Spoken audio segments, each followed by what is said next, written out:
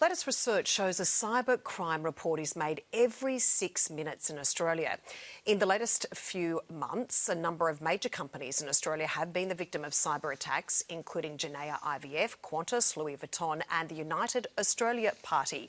And in April last year, nearly 13 million Australians had their personal and private health information stolen in the MediSecure data breach.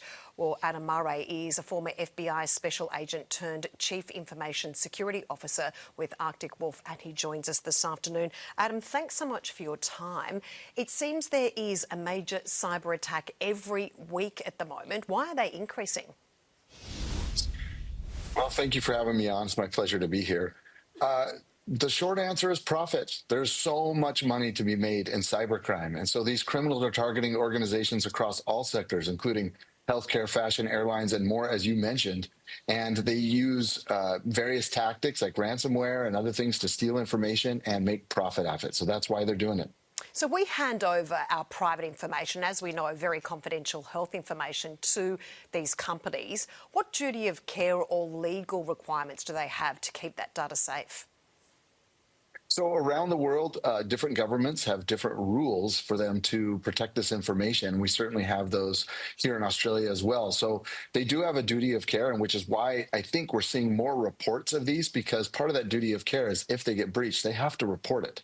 And that's another reason why it seems like these are on the rise. Gone are the days where they can hide breaches. They now need to report those to make sure that everyone knows, and they can take measures themselves to try to protect themselves when their data has been exposed. So in regards to having our data exposed, Adam, how can the hackers use this? Is it just because they can sell that information online? Are we likely to then have our private information or bank accounts hacked? What's the basis behind them stealing our data?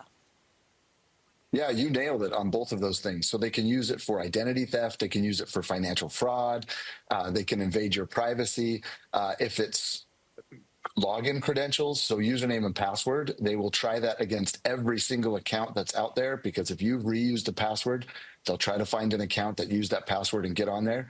So when your information has been exposed, it really is on you to understand what information was exposed. And if there are things like usernames and passwords, to make sure that you look at those accounts and go change your passwords, turn on multi-factor authentication, and do other basic cyber hygiene to protect yourself. You may also want to put monitoring on your accounts to make sure that if someone tries to, take out a loan or something in your name, you get alerted to that so people can't do those kinds of things with the information that they have on you. Really important advice, and we appreciate you joining us today. Adam, thanks so much.